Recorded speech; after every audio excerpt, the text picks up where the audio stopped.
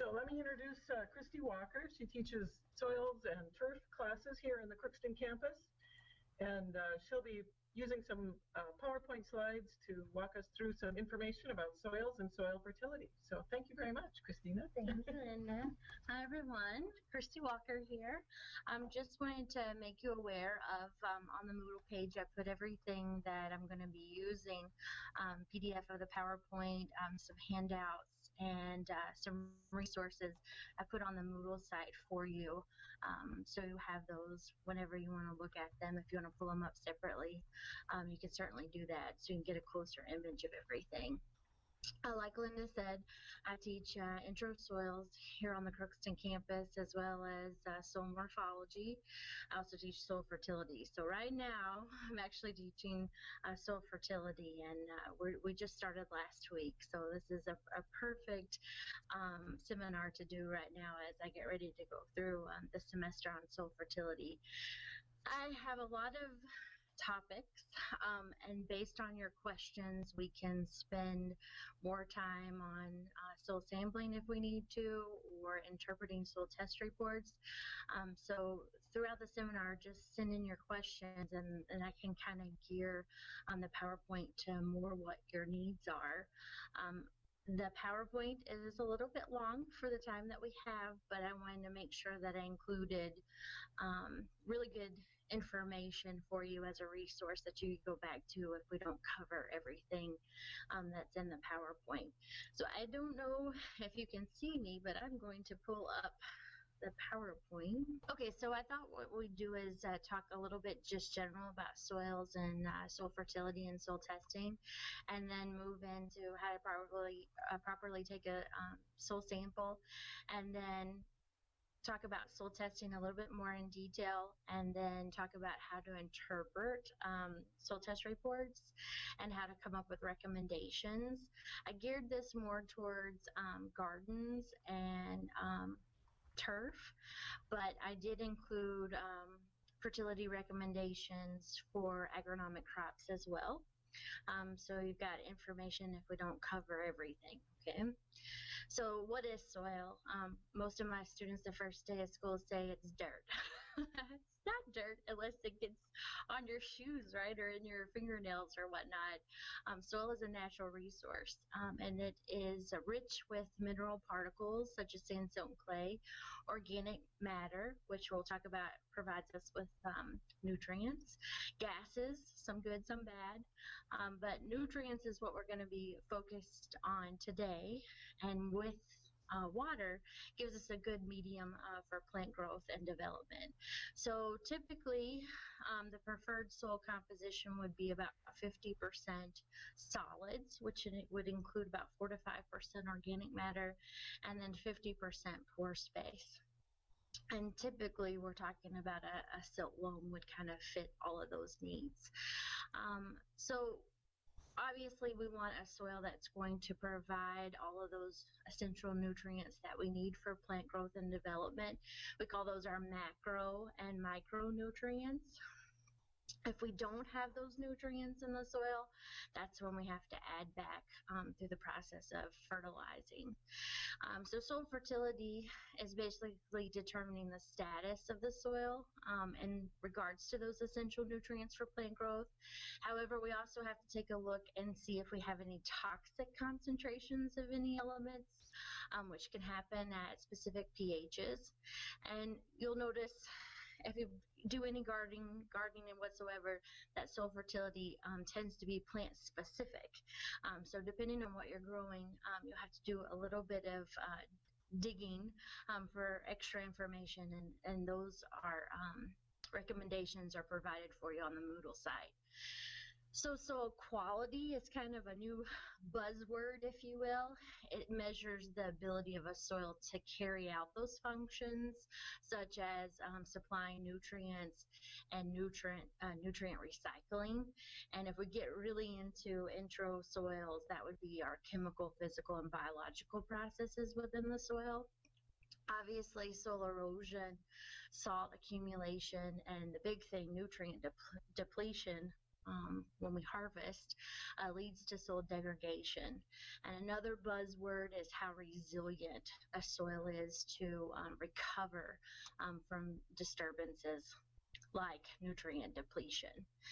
So soil testing basically measures all of those plant available nutrients in the soil, and then based on that information we can interpret those results and get recommendations.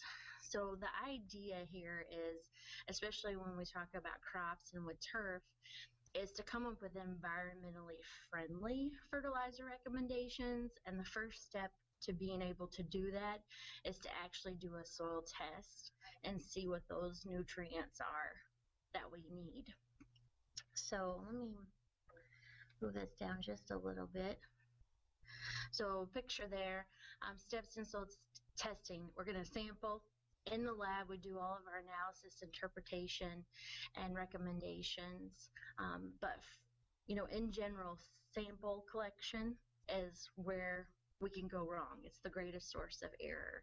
And when you think about it, you're only taking about 2 to 5 grams of your soil sample for analysis purposes. And so it's really important to have what we call a representative sample of your given area. So soil sampling takes a little bit of homework first, because you have to get the appropriate materials before you actually go out and do soil sampling. So you have to obtain the proper forms and containers from the lab. You always want to use a clean plastic bucket, a clean soil probe, auger, spade, and if it's a large area, draw and map out the area. This is a picture of the soil testing website on the Twin Cities campus. This link is provided for you on the Moodle site.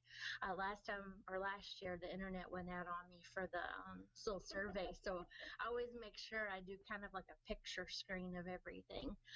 But just kind of, this isn't actual internet, but just to kind of show you what the information is. Can't get lost on this site. How to submit, about the analysis process, understanding your soil test report. That's where most people have the most difficulty. There's a nice little section there on frequently asked questions, and then there's also another link about resources, and so you'll find some additional information there as well. This is a PDF of that initial information that you need for soil sampling. And this is also a PDF on the Moodle site.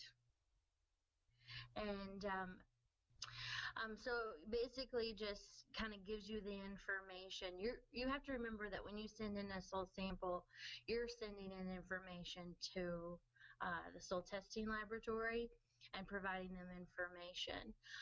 But most importantly, everybody wants to know how much it's going to cost. Most people want to know how much it costs, and so a regular test from the soil testing facility down the Twin Cities campus is $17. It includes organic matter, phosphorus determination, potassium, pH, lime requirement. We call that a buffer pH, and it'll also estimate your texture. If you want to add to that basic report, then you're going to have to pay a little bit for additional information like soluble salts, sulfur, nitrate, some of our micronutrients. One of the things that it'll tell you, though, is that for those additional tests, it really doesn't give you any kind of interpretation or recommendations for those. So you might have to use some of those PDFs that I provided to give you some additional information, because what you'll find out is with a lot of specialty crops, those micronutrients come into play. And this is just the back side, talks about how to take a soil sample, and so it's kind of hard to see on the screen, so I'll blow it up on the next screen. This slide here kind of goes through the process of how to take a soil sample. This is from my home lawn in Indiana. So clean bucket. Have the soil sample bag or container that you're going to use, and that depends on the soil testing facility. This one's actually from AgVise. And so, or Agvise has a bag that looks very much like this. And then you can see me there with my soil probe. For turf, you're usually taking 0 to 3 to 0 to 4 inches. The soil testing website for the main campus shows 0 to 3, but what you'll notice right here at the top of this sample is grass and thatch. And you'll see here that I'm removing that. So that's why I go ahead and take 4 inches down, because you want to remove that thatch and the grass on the top of that sample. So once you take all of your subsamples, you're going to mix them. So that's why you want to make sure you have a clean plastic bucket. And then you're going to let those dry and break those up. And that becomes your composite sample, or the sample that you actually put in the bag. And then, of course, you have to make sure that the appropriate paperwork goes with the sample. And, of course, they want their money too, right? So checks, no cash. One thing to keep in mind is to sample by soil type. So a couple of things you want to keep in mind is don't mix soil colors, light and dark. Don't mix soils from different slopes or different textures, and areas that you manage differently, whether that be with crops or actually different fertilizer management practices. You'll want to keep those as separate samples. Also, if you have an area that you're concerned about, you'll want to send in 2 samples, one sample from the area you're concerned about, and then another area as well. So a composite sample, this kind of confuses my intro soil students. A composite sample is basically what goes in the bag. Okay, so it's that one sample that you're paying $17 for. We usually say that a composite sample doesn't represent more than 18 acres. And if we're talking about gardens and lawns, that's pretty big, okay? But keep in mind, you're usually taking 12 to 15 subsamples, or what we refer to as cores, and then mixing those up, and that becomes your composite that goes into the bag or the container, depending on the soil testing facility. That one sample that you're paying $17 for. So here's a picture that was on the website that kind of shows you the backyard and the front yard. If we're talking about lawns, I never mix the front yard and the backyard, because typically you'll have one area that's under shade and one area that's full sun.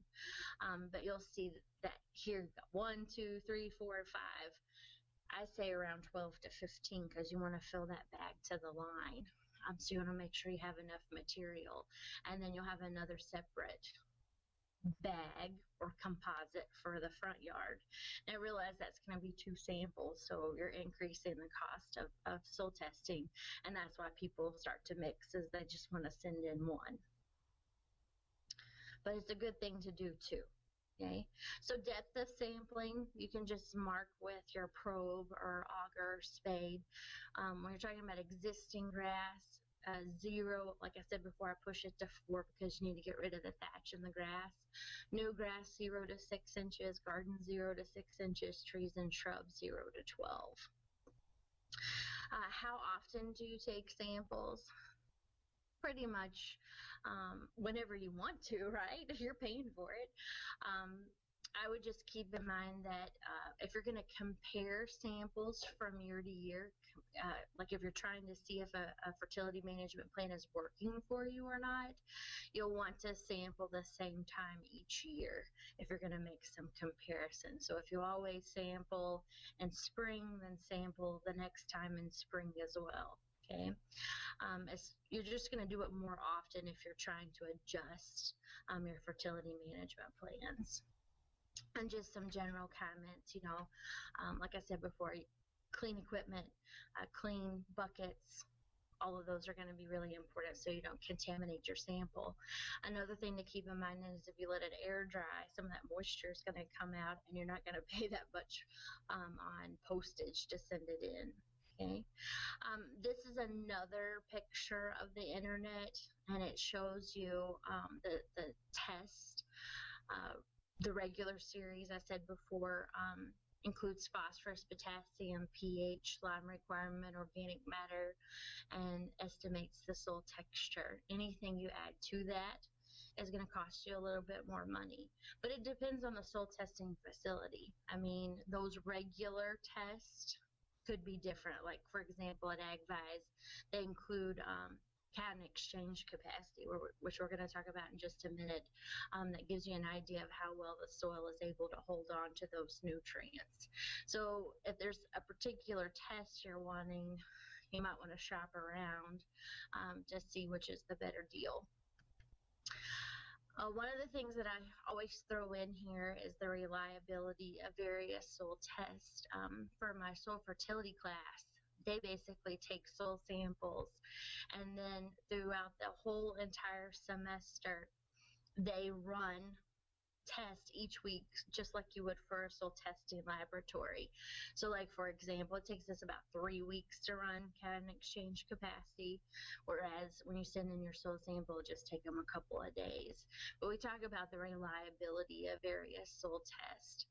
So you'll notice a lot of those that we talked about in the regular tests are good, they're reliable, but there are also some that are not so reliable based on differences in test extractants and things like that. It has to do with laboratory analysis, but just realize that some of the analyses are not as good as the others. This is an example of a soil test report that's provided in the PowerPoint as well as a PDF. We're going to talk about these towards the end on how to interpret a soil test. Depending on where you take your sample from or where you send your soil test to, which testing facility is trying to interpret their report, if you will. Some testing facilities will just send you all the numbers and won't give you any interpretation whatsoever. Some will give you some interpretation, but not all, depending on what the test is for. So we'll talk about some of those as we go through what you typically find on a soil test report. So one of the first things, well, maybe I should ask if anybody has any questions first before we kind of jump into the different parts or different analysis on the soil test report. Are there any questions so far? Remember to, if you have questions, to go ahead and go to the chat pod, and we can check there. I am noticing a question here popping up. Sheldon's wondering, any thoughts on soil sampling areas that have been fallow for 20 or more years? Well, you definitely would want to test that, especially if you are going to plant something there. I mean, it just depends on what your interests are. I mean, it would be definitely interesting to see the soil test results for that particular area.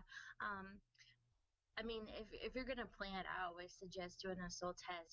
And the reason why is it's not just to know about nutrients, it's to be efficient and environmentally safe. So my rule is if you've got it in the soil, then you don't need to apply it. And so I always say do a soil test first. But yeah, sure, do a soil test. That would be interesting. I'd like to see those results. Okay, so any others? Some people joined the room. No questions yet. Okay, so what I thought we'd do now is kind of go through. Oh, there's another question. Let's see. There's a new area that hasn't been gardened yet, but will be. You go down 4 inches or 6 inches?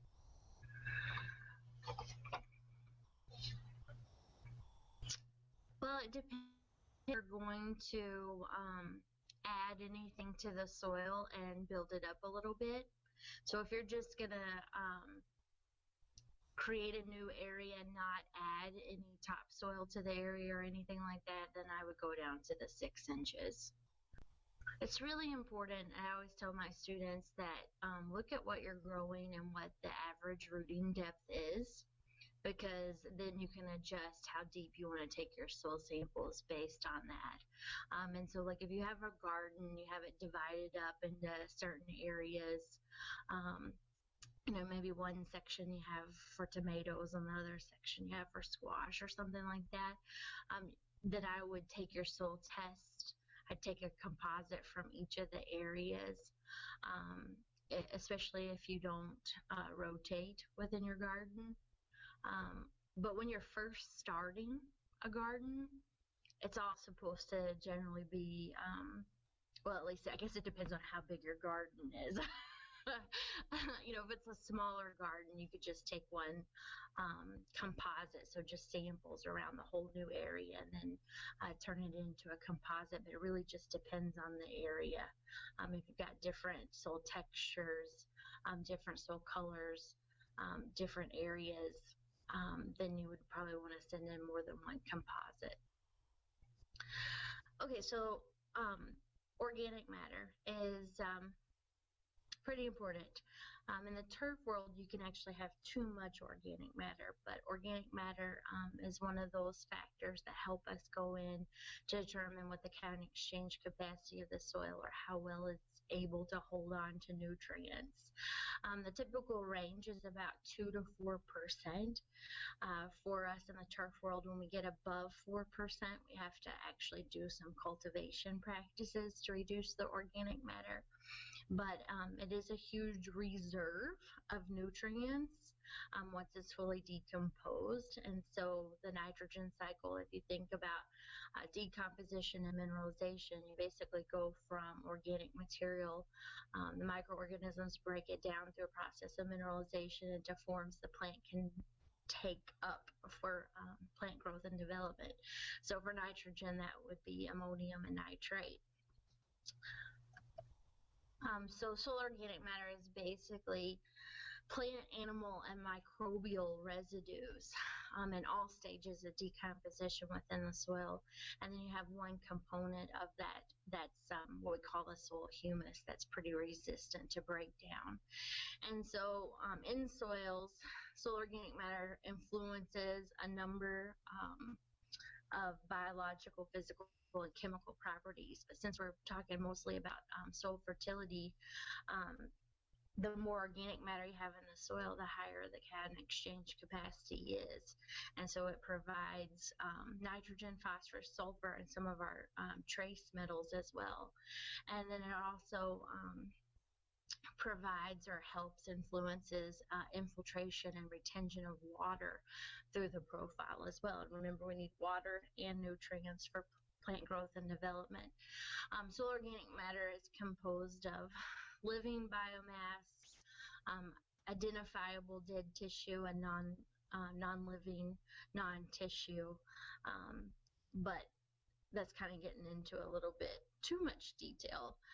What we're looking for on a soil test report is the percentage of soil organic matter that you have, and you're wanting typically around 2 to 4%. If you're low, then you would want to add some organic amendments to the soil to improve your soil organic matter. Just keep in mind, 1% soil organic matter typically releases about 1/4 to 1/2 pound of nitrogen per 1,000 square feet. So that would be square feet is what we usually, the units that we use for lawns for smaller areas versus acres. So it does provide, once it's broken down by micronutrients or microorganisms, it provides nutrients into the soil. So cation exchange capacity, CEC, is typically used on a soil test report.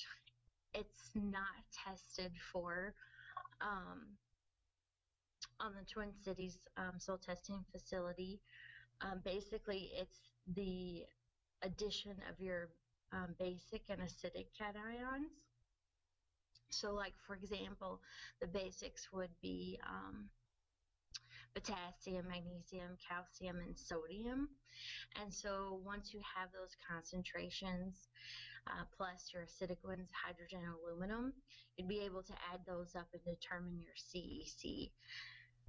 CEC basically tells us how well that particular soil is to uptake, well, I won't say uptake, to hold on to nutrients. So as CEC increases, the soil's ability to hold on to those nutrients also increases. And it also helps in filtering out impurities and potential water contaminants in the soil. And CEC, when we talk about the importance of it, it also helps buffer the soil against rapid changes in pH. And that's a good and a bad thing that we're going to talk about it in a few minutes.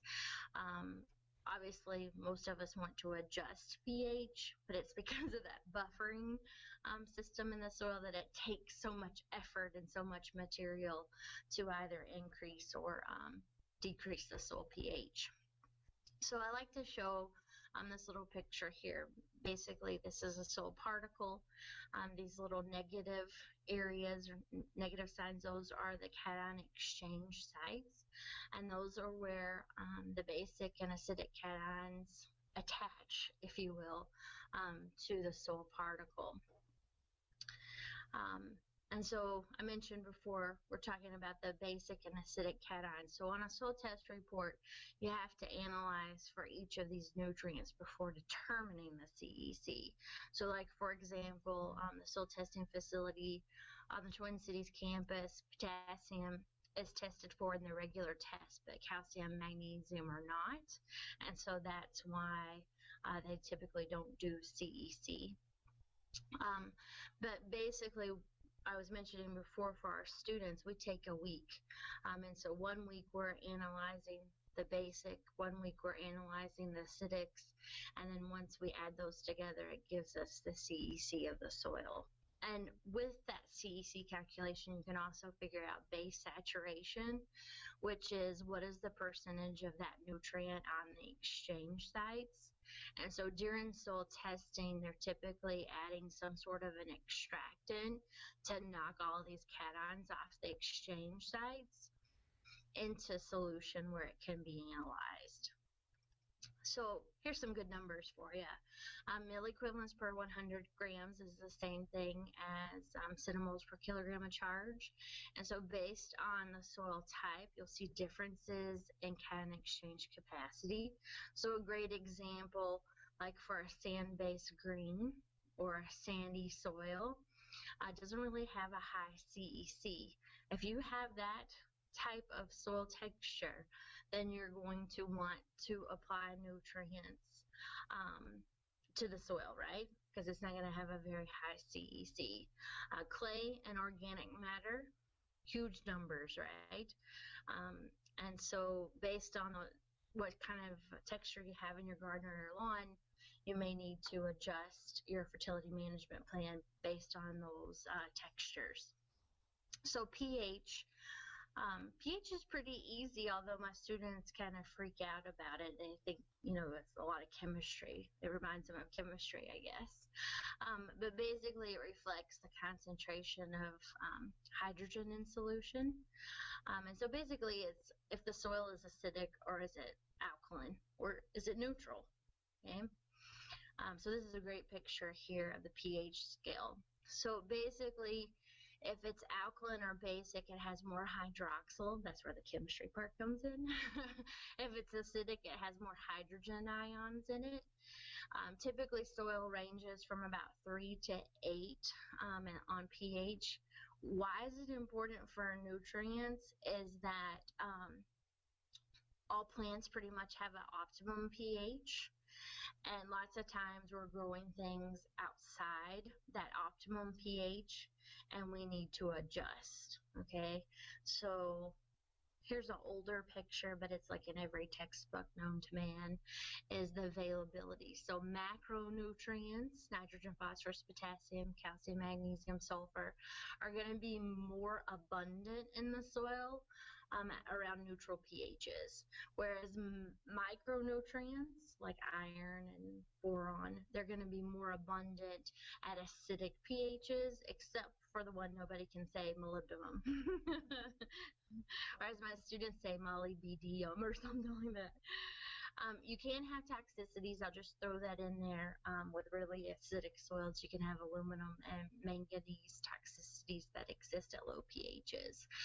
But if you're wanting to change the pH of your soil, you have to get over this, what we call the buffering capacity of the soil, okay?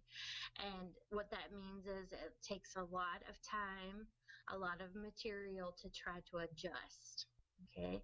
So if we want to increase the pH, we're going to add liming material. If we want to decrease the pH, we're going to add sulfur, okay?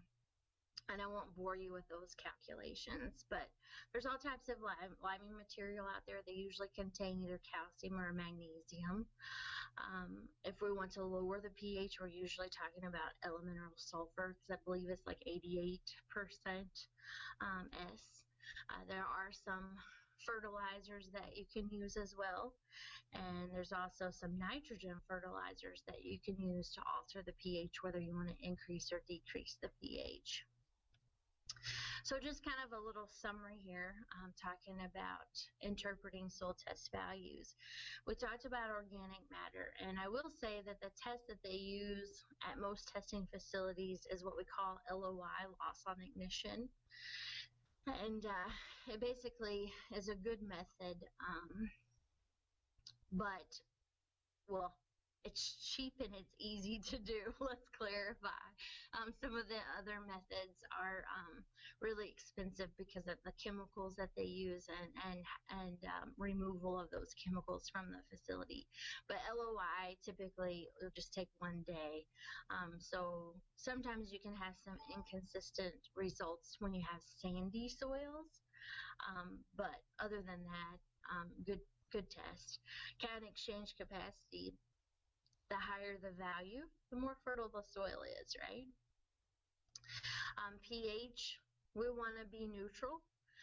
If you're too far off from neutral, that is where issues can come about. And then also depending on what your crop is, you can have some issues trying to change the pH. One thing I added on here is soluble salts. Low would be less than 1. This is an additional test that you can get. It's measured by EC, electrical conductivity, and it's another thing that you can test for. This comes into play if you're using like recycled water, or you're worried about the salt content in your irrigation. You can have this test run. Also, if it's an area near the road where salt trucks are going by, it's a good way to test for salts as well. So the macronutrients and micronutrients, obviously for macronutrients, we're concerned with nitrogen, phosphorus, potassium. Nitrogen is one of those that doesn't really give us the greatest test in the world, but nitrogen is extremely important for growth and development of plants. And so usually we put down nitrogen based on recommendations because it's not oftentimes part of a regular soil test analysis. So depending on the crop that you're growing, you'll want to look up the nitrogen recommendations. Okay. Obviously the forms that are taken up by the plant is ammonium, NH4+, and nitrate, NO3-. And because of that minus, and soil being a negative charge as well, nitrate can leach through the profile. So we're always looking at ways to prevent leaching losses through the profile. And obviously nitrogen is extremely important for plant growth and development. There's a lot of functions within the plant. Usually soil solution contains anywhere from 20 to 50 milligrams per liter or parts per million. In tissue, it's about on average 2.5 to 6% depending on your crop. And this is where tissue analysis would come into play. A lot of people will couple soil testing and tissue sampling together to kind of give you more of a complete idea of what's going on. And then I'll just kind of throw up here the nitrogen cycle, right? Scary, isn't it? But to kind of go back to what we were talking about with soil testing is that soil organic matter, our residues, clippings, those all have to be mineralized through microorganisms to get into inorganic forms that the plant can uptake. And I'll just kind of show you a quick picture of nitrogen deficiency. Usually it happens when we're not fertilizing correctly on turf.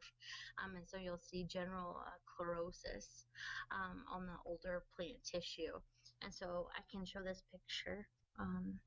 You can see in this picture, whoopsie, as you see the mist. Oh, okay, ignore that. I got too crazy with the PDF. There we go. Almost there. There we go. You can see the misapplication of nitrogen with a rotary spreader. So what did they not do? They didn't go two different directions when they were putting nitrogen down. And so you can see the chlorotic areas versus the areas that have been fertilized. So the biggest no-no here is they just went one direction instead of two different directions, right? And this is a picture of the backyard. So where it's not green, you see the chlorotic tissue there. So we've got a couple of questions here. So the first one asks, does acid soil favor bacteria or fungi, or does alkaline soil? Is there a impact on bacteria or fungi? Well, kind of a side note, I also teach plant pathology, so I get to talk about the good and the bad bacteria and fungi, right? I will say that typically we have issues where we're outside of the optimal or neutral areas with soil bacteria and fungi, whether you're talking about beneficial or parasitic. Especially in the turf world where we have acidic pHs, we can have issues with disease. That's kind of a loaded question, if you will, because there's all different types of microorganisms in the soil. There's different types of bacteria and different type of fungi, and depending on where you are in the nitrogen cycle depends on which microorganism is responsible for which process or which form of nitrogen. So anytime you're kind of outside optimal or neutral, you can have issues with parasitic microorganisms like bacteria and fungi. There is another question. Our soil tested 21% soil organic matter. Is it possible for soil organic matter to be too high for vegetables? Wow, 21%. That is a true organic soil, probably a histosol. Can it be too high for vegetables? I guess my question would be I'd like to know a little bit more about the soil. I was kind of curious about, does it hold a lot of water? Where you have a lot of organic material, you usually have a lot of water, and that can create anaerobic soil conditions where you get kind of the rotten egg smell, where you don't have good exchange through the profile of air and water. So in regards to the soil organic matter, I mean, that's truly organic material. The other questions would be, do you have issues with drainage? Because that can have a bad result for trying to grow crops and vegetables. And how accurate is the USDA soil survey? Can you say a bit about it? Well, last year I did a seminar on the soil survey report. Soil testing is the best way to go because you can get chemical properties from the soil survey, the web soil survey for your given area. If you go to chemical properties, it will give you information on organic matter, cation exchange capacity, and pH, but it's only from when it was tested. And so when you pull that information up, there's like a little bit of info underneath that tells you when that data was collected. And usually, it's only updated ever so often, but you also have to include what management implements have been since that soil test was taken. And it's very generalized information. So I would always do a soil survey. I'd always do a soil sampling and soil test report, because those are just general. You got to have phosphorus for it to get that big in the long run. And I'll go back and show you some phosphorus deficiency here. You get the general purpling of the leaves, and you can see here purpling of the leaves. And this was a new home lawn that was built. This is kind of the side and the back of the yard. And I don't know if you can tell very well, but me being a soils person, the first thing I notice is I look at this picture is all the gravel that I can see in this picture. And when the house was constructed, they didn't reserve the topsoil. And so when you dig into the ground, if you know anything about soil horizons, what ends up on the top is the parent material, which is glacial till, and you get all those rocks. So it's not a good seed bed for this particular home lawn. So in addition to applying phosphorus when you just seed, sometimes when you have summer stress or a lot of pest outbreaks, we can apply phosphorus if the soil test tells us that we're deficient, to help recover from some of those stressful situations. If you do have stress, though, potassium is the best one to put down. So I'll move on to potassium, but let me just show you, this is what I typically use to figure out if I'm have high levels of phosphorus or very low levels of phosphorus. This is just a table showing you, based on the extractants that used or the test that's used, what are those sufficiency levels. These are usually provided they're actually provided in the fertilizer recommendations for crops and for the fruits and vegetables PDF, but they're also on the website for the soil testing facility. Okay, so you can refer to that information as well. Okay, so the last nutrient I was going to cover is potassium.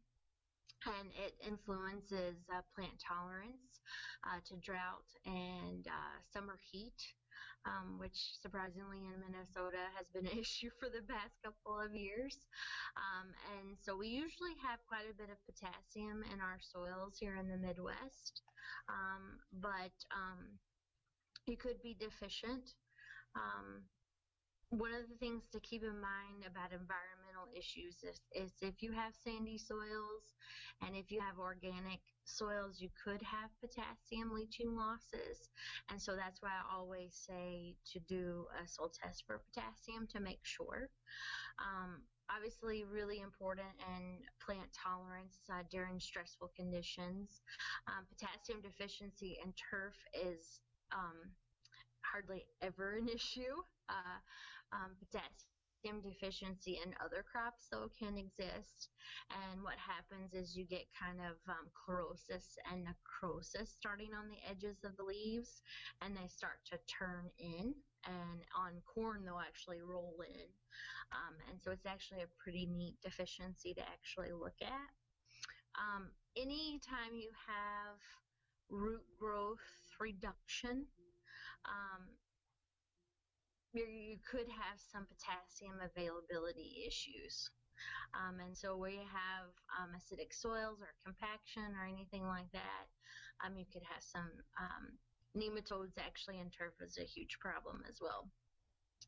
So you might have to do some additional cultural management practices if you have a potassium deficiency. And like I said, with anything, you just always want to do a soil test to make sure that you have a deficiency. And so this is a similar table here showing the sufficiency ranges.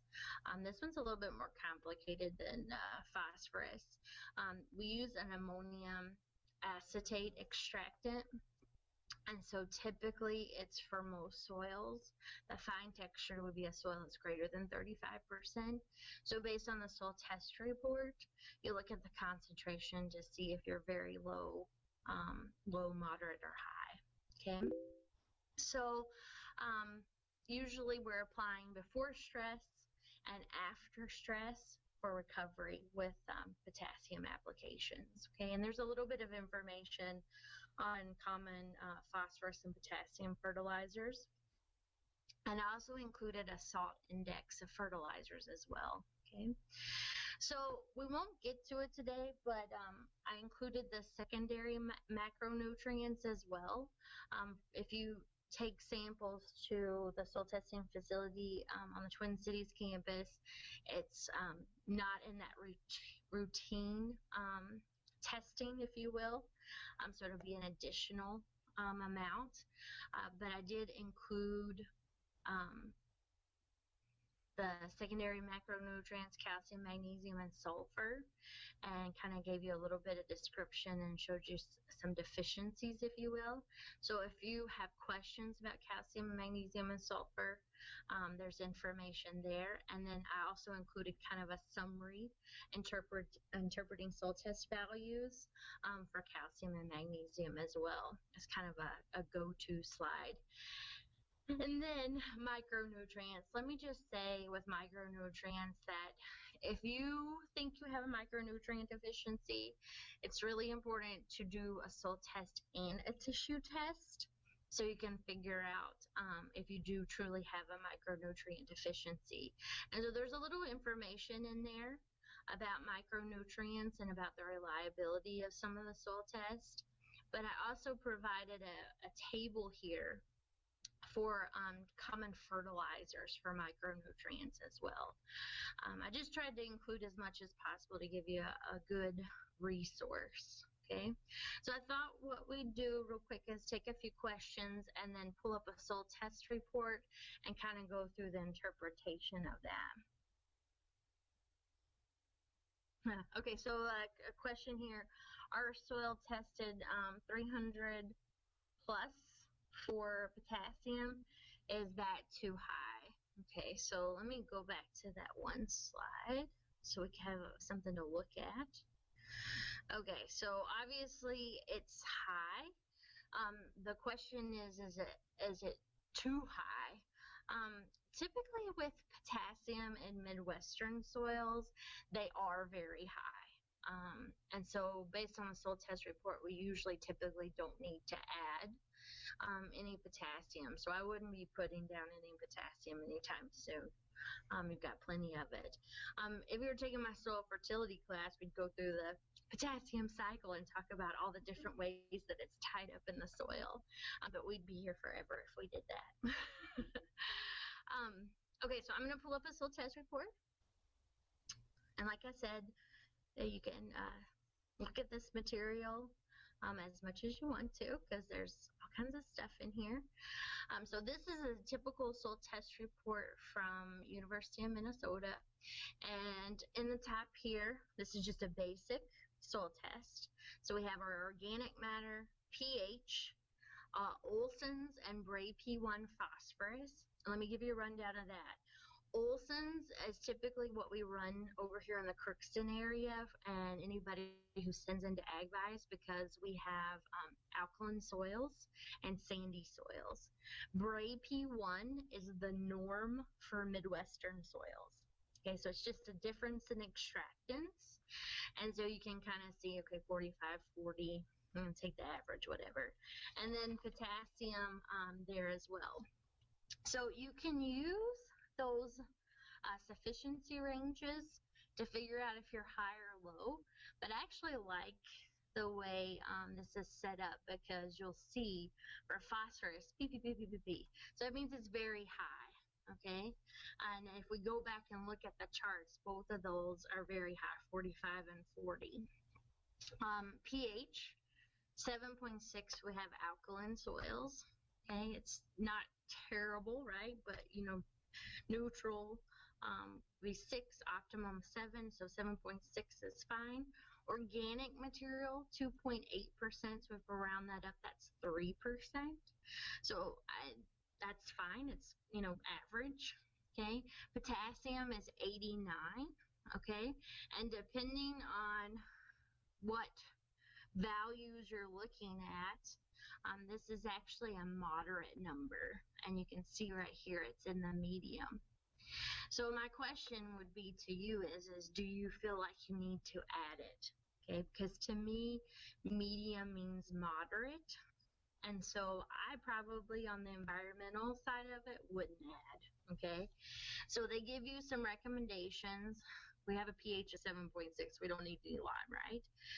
The nitrogen application is on an annual basis, and this is for a lawn. So that'd be 4 pounds of nitrogen per 1,000 square feet for the year. So like you could put down a pound in September, a pound in October, a pound in May, right? And then you could do some smaller applications over the summer if you needed it. Obviously phosphorus, we were high, so we don't have any phosphorus there. But I guess the one thing that if I was going to be critical would be that for me, moderate amounts of potassium I probably wouldn't add. But this is a recommendation of 3 pounds per 1,000 square feet. So you can divide it into 3 applications of 1 pound or 2 applications of 1.5. If you have a sandy soil or organic soil, I would definitely break that down to 3 applications so you don't have any leaching losses. The next one is more for a garden. So we have 3.5% organic matter. There's a soluble salts number there, 0.5, which is low. pH 5.6, so that's acidic. It's got a buffer pH. So based on this pH, there's a chart that you can use to determine how much lime you would need to add. And so if we look down at the lime recommendations, 20 pounds per 100 square feet. It takes a lot to get over that buffering capacity of a soil. So you have to kind of ask yourself, is it worth the cost of the material and the time to try to change the pH? And it's not immediate by any means. Okay, so Bray P1 phosphorus is low, okay, and potassium's the same. So the application or the rate for garden is in 100 square feet. So you'll see that the recommendations are a little different than what we looked at for a home lawn, okay? And also, with depending on what the size of your garden is, a lot of people foliar feed with nitrogen and could do it in PK application as well. So something to keep in mind. And I just wanted to show you, this is the other resources page on the soil testing site. There's more information that I could put on the Moodle site, so I just put a link to this site and the references here, especially if you have a lot of questions about soil testing. And I'll just show up here as well. There's a link there for understanding your soil test report.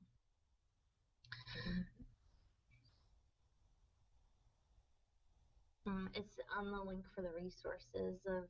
Okay. Oh, you know what? I put it on the evaluation page that you guys sent me in Google Docs. Okay, we'll post it here under resources. Okay, yeah. So it's available. So with that, we went a little bit over, but if you have questions, send those in. Also, you guys have the opportunity to ask questions and continue the conversation, if you will, which might be a little bit easier on Moodle through writing, because I can actually see your question and then respond to it. So don't hesitate to do that. It's actually pretty easy for me having the Moodle site because I have Moodle sites for all my classes. So I can take a look at your questions and get back to you. And I'm kind of talking slow because I'm actually trying to read at the same time. Okay, here's some questions. Rosemary asks, do you have recommendations for amendments or ways of working with soil that has a high water retention other than draining it? What are some amendments that will help with that? Ooh, okay, so soil amendments. Yes, there are amendments that you can add. I would take a look at those extension, one for fruits and vegetables and the other one for agronomic crops. You'll find more probably in the fruits and vegetables about different amendments that you can add. you just have to be careful. Amendments is kind of a general term, and so they advertise for different needs essentially, but drainage is a huge problem, especially with a high water table, because I have that situation as well. Sometimes it's a good thing, sometimes it's a bad thing. But I would take a look at that PDF from the University of Minnesota on fruits and vegetables. There is some amendment information in there. The other question is, if nitrogen is the most important nutrient, why does it not show up on the soil report? Okay, you can get nitrogen or nitrate testing. It's very expensive. And the problem is with the testing of it. Okay, so when I was a master's and PhD student, I did like 7 years of testing for nitrogen. And basically the issue comes with variability within the field. Even in a small area, you can have huge variability of nitrogen moving, and then the testing part of it. And not to bore you with that part, but there's just not a real good testing protocol methods for it. So what we do instead is we go off of recommendations, okay? So fertilizer recommendations, nitrogen recommendations for various crops. I don't want that to sound like that's a bad thing, because it's actually not. Basically what has happened is those recommendations are based on probably over 100 years of research. And I kid you not. Those recommendations are based on your location, sometimes the type of soil that you have, but they're good recommendations. And that's about as best as we can get. I mean, you can certainly test for it, but when I add nitrate to a soil test report, we're about $30. So something to keep in mind. But recommendations are good. They're based on research, so there's nothing wrong with them. If you want to fertilize primarily with compost, what is the best way to go about doing that as far as optimizing the application of nutrients? Would you ever want to test your compost? Yes, you want to test your compost. One of the things with compost is you want to know something about the carbon to nitrogen ratio. So microorganisms use the carbon as an energy source. If that carbon to nitrogen ratio is too high, the microorganisms will tie up the nitrogen, making it unavailable for the plant to uptake. So you want to make sure, have that compost tested and see what that carbon and nitrogen ratio is, because if you want to fertilize using compost, you're not going to be fertilizing for a while if that carbon to nitrogen ratio is greater than 25 to 1, because basically the microorganisms are tying it up. It's what we call a nitrate depression that can exist, and we call it immobilization to get really technical. We seem to be having sound issues. Oh. I think we're recording the sound. So Yeah, we should be recording the sound. I think, Linda, when you talk, you're a little harder to hear if you're farther from the computer. Yeah, I am. So I'll just keep checking the chat and see what we've got. Okay. You can grab any other questions. Let's make just a reference for folks. The place to continue the discussion is posted a little further down the page on the Moodle site under additional resources for explorers and engagers. So you'll need to have a login, you'll need to be logged into the Moodle site in order to access that link called Discuss This Topic. And that'll let you ask questions, and that'll go on for a week or two, and Christina will be able to respond to the discussion there. So if you're watching this later as a recorded session, please feel free to post your question there.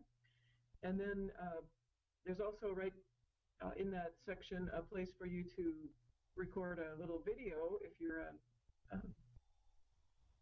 if you're logged in as well. So it's kind of fun to see who's out there. Please respond in either of those ways. It looks like the sound might be an issue tonight, and we're about, it's about time to wrap up anyway, so I just want to say thank you very much. Christina, we should get our faces back here again. We'll undo the screen share. Your image. I think. There we go.